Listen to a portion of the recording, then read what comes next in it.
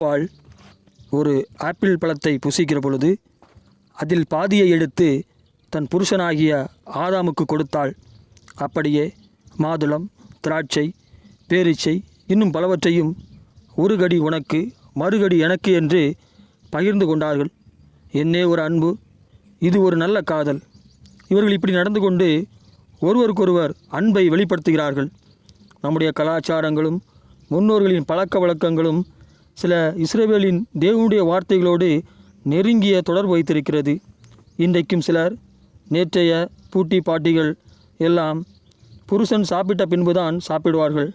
இதிலும் மேலாக அவர் சாப்பிட்ட தட்டில்தான் அந்த கழுவாத எச்சில் பருக்கைகள் உள்ள தட்டில்தான் சாப்பிடுவார்கள். மேலும் கணவன் சாப்பிட்டு வைத்த மீதியை தான் சாப்பிட்டார்கள். இது பெண் கொடுமை. பெண்களின் சம உரிமை பறிக்கப்படுகிறது. பெண்கள் அடிமைகளாக நடத்தப்படுகிறார்கள் என்று அநேகர் பெண்களுக்கு ஆதரவாக குரல் கொடுப்பதாக நினைத்து பெண்களுக்கு எதிராகவே குரல் கொடுக்கிறார்கள். இவர்கள் பிரிந்து போக பார்க்கிறார்கள். பிரிந்து போக எண்ணம் கொள்கிறவன் எவனும் தன் இச்சையின்படி செய்ய பார்க்கிறான் என்று நீதிமொழிகள் 18:1 இவ்விதமாக வேதம் உரைக்கிறது. உண்மையில் இவர்கள் தங்கள் இஷ்டப்படி நடந்து கொள்ளவே விரும்புகிறார்கள். இவர்களிடத்தில் அன்பு இல்லாமல் இல்லை. இவர்கள் அன்பை இவ்விதமான போதனைகளுக்கும் கருத்துக்களுக்கும் அடகு வைத்து விட்டார்கள்.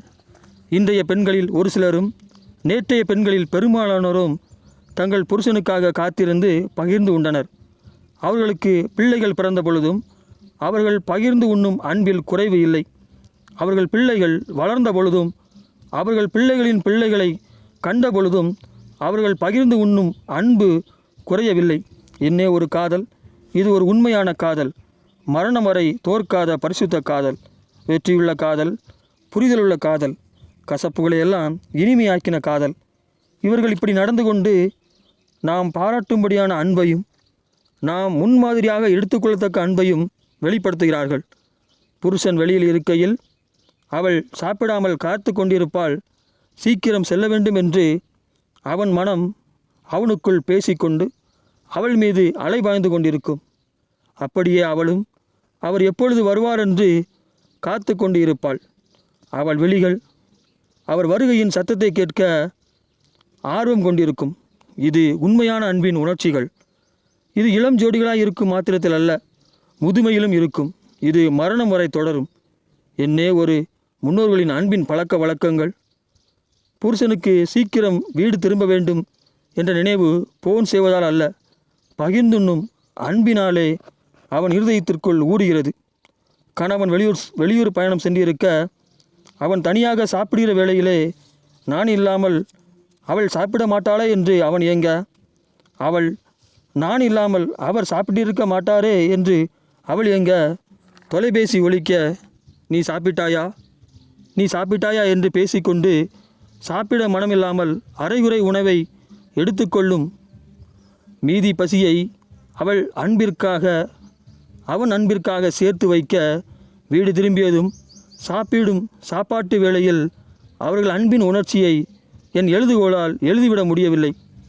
அதனால் உன் தாயிடமோ அல்லது உன் பாட்டியிடமோ அல்லது உன் பூட்டியிடமோ அல்லது உன் சுற்றத்தாரிடமோ யாரிடமாவது நீ அந்த அன்பின் நிகழ்வை பார்த்திருந்தால் நான் வார்த்தைகளால் எழுத முடியாததை நீ உணர்ந்திருப்பாய். இதில் எங்கே பெண் கொடுமை, எங்கே சுய உரிமை மீறுதல், எங்கே அடிமைத்தனம் உங்களுக்கு எங்காவது தெரிகிறதா? மேலும் ஒன்றை சொல்லுகிறேன். கணவன் சாப்பிட வர நேரமாக அவள் சாப்பிட்டு விட்டால் பின்பு அவன் வந்து நீ சாப்பிட்டாயா என்று கேட்டுவிட்டு இவனும் சாப்பிட்டு செல்வான்.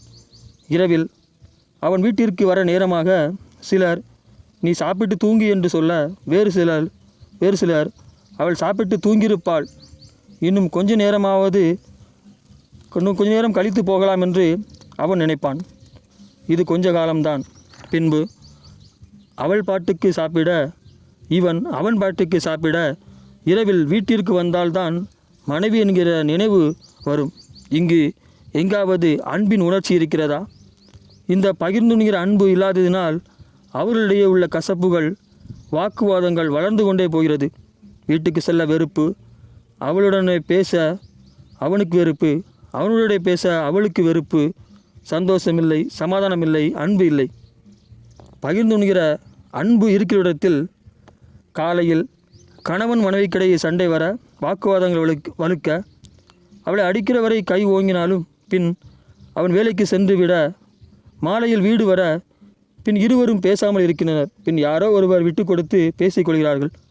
பேசிக்கொண்டிருக்கையில் அவள் மதியம் சாப்பிடாமல் இருந்ததை அறிந்து கொண்டு தான் அவளை விட்டு சாப்பிட்டதை கண்டு மனம் வருந்தி, இரவிலே அவன் அவளுக்காக சோறு ஊட்டுகிற அன்பு எவ்வளவு அழகானது!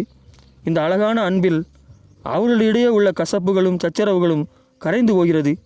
இனி வருகிற எந்த கசப்பும் சண்டையும் அவர்கள் பகிர்ந்துண்ணும் அன்பில் தலையிடுவதில்லை. மேலும் ஆதாமை கவனித்து பார்ப்போம். ஏவாள் நன்மை தீமை அறியத்தக்க விருட்சத்தின் கனியை புசித்து ஆதாமுக்கு கொடுத்தாள். அவனும் புசித்தான். முதலாவது கர்த்தர் ஆதாமிடமே நன்மை தீமை அறியத்தக்க விருட்சத்தின் கனியை புசிக்கும் நாளில் சாகவே சாவா என்று சொல்லியிருந்தார்.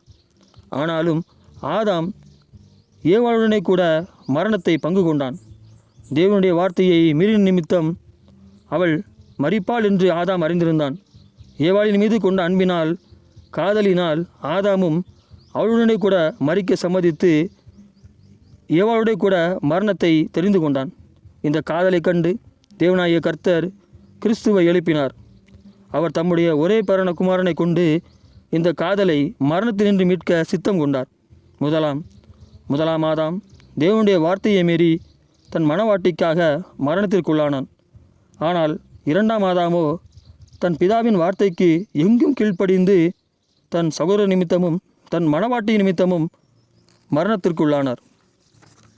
முதலாம் ஆதாம் கீழ்ப்படியாமையினால் மரணத்துக்குள்ளானதினால் அவனை மரணத்தினின்று எழுப்ப தேவனால் கூடாமற் போயிற்று. ஆனால் இரண்டாம் ஆதாம் தேவனுடைய வார்த்தைக்கு எங்கும் கீழ்ப்படிந்து மரணத்திற்குள்ளானதினால் பிதா அவரை மரணத்தினின்று எழுப்பினார்.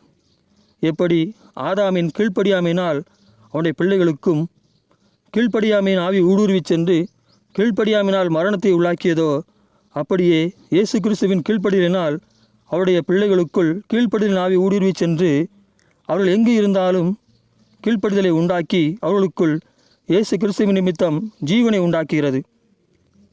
பிதாவானவர் கிறிஸ்துவுக்கு மரணத்தினின்று ஜெயிக்கும் அதிகாரத்தை கொடுத்தது போல தேவனுடைய வார்த்தைக்கு கீழ்ப்படுகிற ஒவ்வொருவருக்கும் கிறிஸ்துவின் நிமித்தம் மரணத்தின் மேல் அதிகாரத்தை கொடுத்தார். இவ்விதமாய் பிதாவானவர் ஏவாள் ஆதாமின் காதலை காட்டிலும்